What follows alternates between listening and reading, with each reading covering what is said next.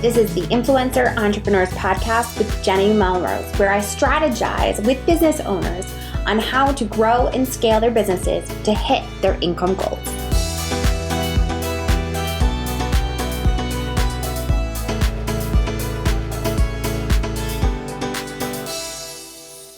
This is episode 394 of the Influencer Entrepreneurs Podcast with Jenny Melrose. Today, we're going to be diving into mapping what is a customer journey. And if you are someone that has a product or a service, this is going to be key for you to understand. Now, before we jump into that, I want to make sure that if you haven't already taken advantage of the promotion that we're offering to all podcast listeners for insiders, that you're going to want to do it. We're offering you all 40% off. Inside Insiders, we are giving you weekly training sessions where we're giving you the most up-to-date information on what is working now in order to grow your business. We also offer a monthly group coaching call so that you can stop saying that the shiny object syndrome is what's holding you back and actually take a path that is going to move your business forward. You can jump right into the show notes in order to grab that promotion and get started right away. All right, so let's talk about the customer journey. So we're gonna make sure that we go through and discover the intricate path an audience actually takes to becoming a customer by understanding the customer journey.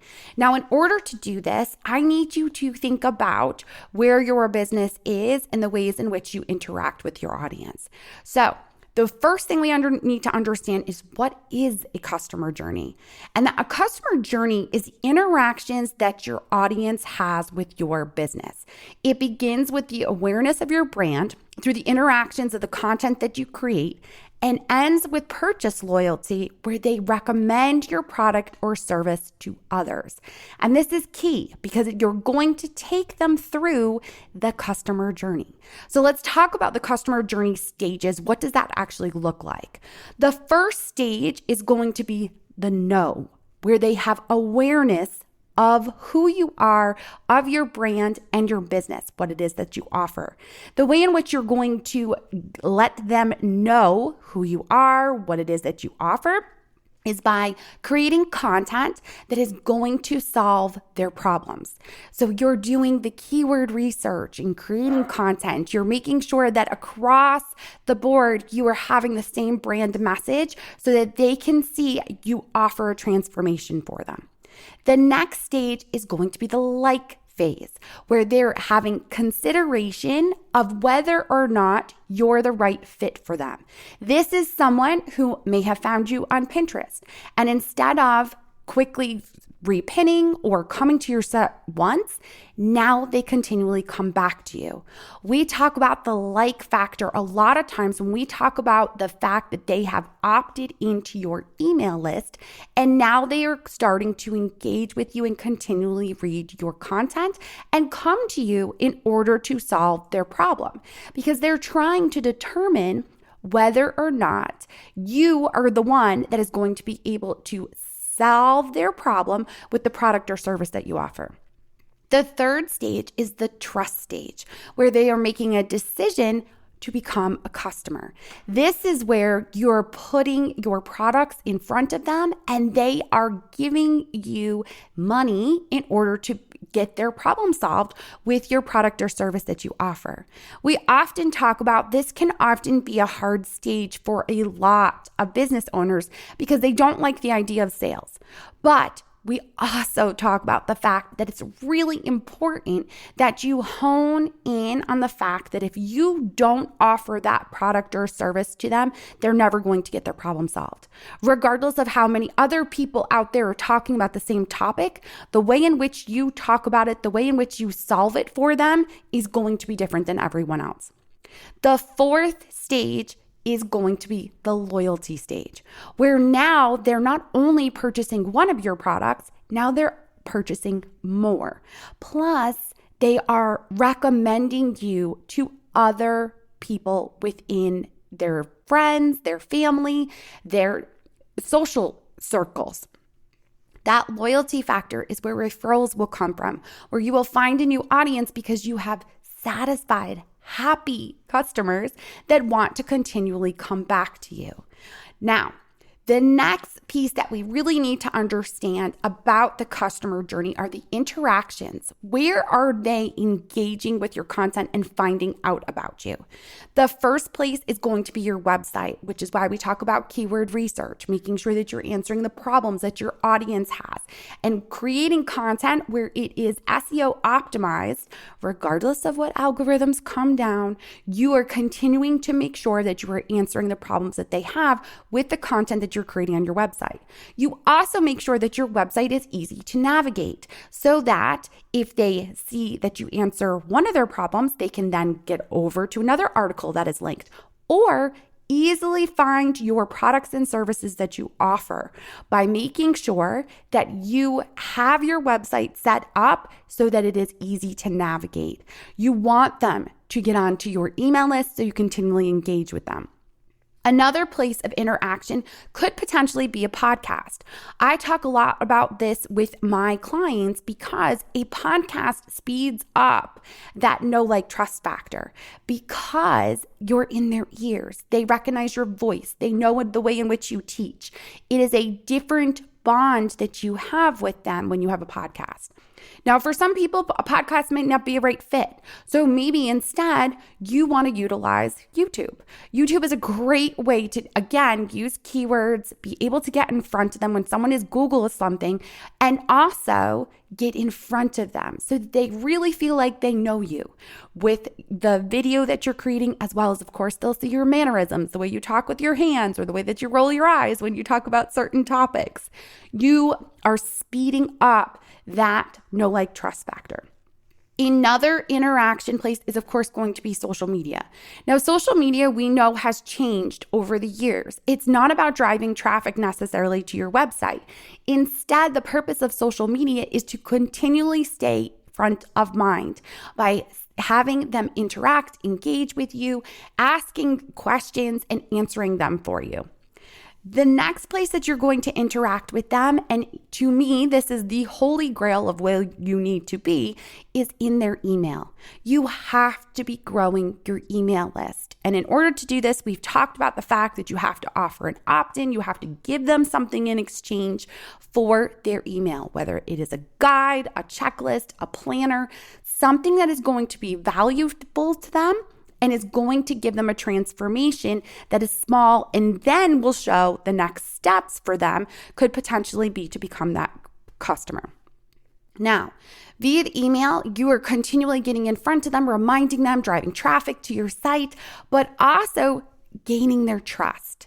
So another way in which you can have an interaction and gain their trust even more is potentially to teach a masterclass to them.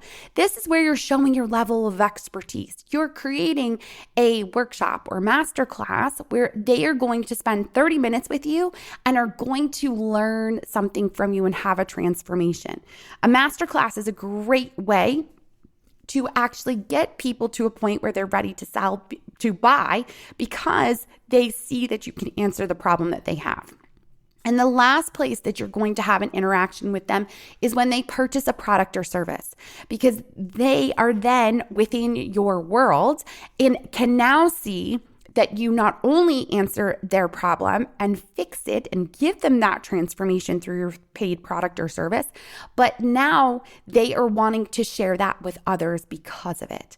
And the way in which you interact with someone that has purchased a product or service is going to be a little bit different than someone that is simply on your email list. You are making sure that they have access to answer questions as well as customer support for anything that may potentially come up with that product or service. Hey there, guys. My name is Melanie from Mostly Under Control, and I am a member of Jenny's Influencer Entrepreneurs Insiders membership. I've been a part of it since 2017, and over these 6 years, I've taken full advantage of the weekly trainings that Jenny offers and the monthly group coaching.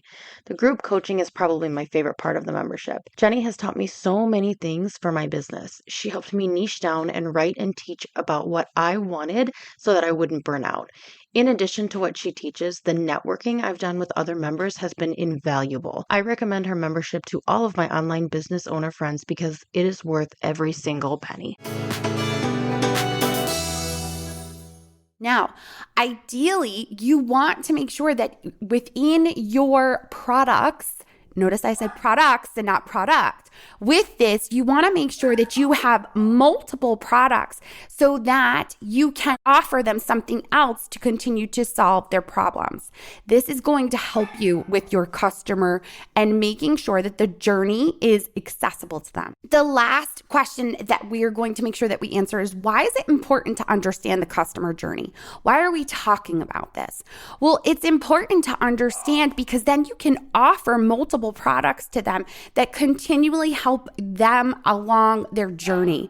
Now, some customers, a lot of times you'll find that you offer a product that might be an ebook, and then the next step up may be a video course, and then the next step up from that might be a membership where they're continually getting contact with you via just content.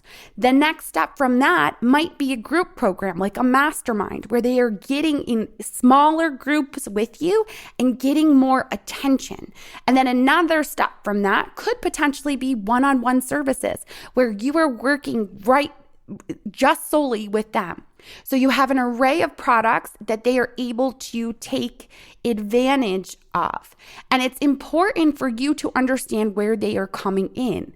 Not everyone will come in and go straight down your sales funnel where you offer them an ebook and then go to a course and then go to a membership and then go to a group program. Some will come in and jump in that funnel at the group program, and they'll then decide whether or not they need to pick up some of the other products that you offer. But it's important to understand the customer journey so that you can create content that catches them where they are. Now, for some of you, you may be thinking, well, I have customers that are coming to me that are at the very beginning stages and very middle stages and maybe towards the end. That's why it's important to understand the customer journey. And we're going to talk more about creating a customer journey map in a future episode so that you can really start to understand the different personas or avatars that you may have within your audience. I appreciate you guys so much for listening in. I hope that if you have any questions, please feel free to reach out to me on Instagram at Jenny_Melrose. As always, I appreciate you all. And if you haven't already taken the time to leave a rating or review, I would so love it if you did so. Just let me know what you thought about this episode. And again, you can ask a question right in the ratings and reviews if you wanted to. Don't forget to take advantage of the Insiders 40% off promotion as well.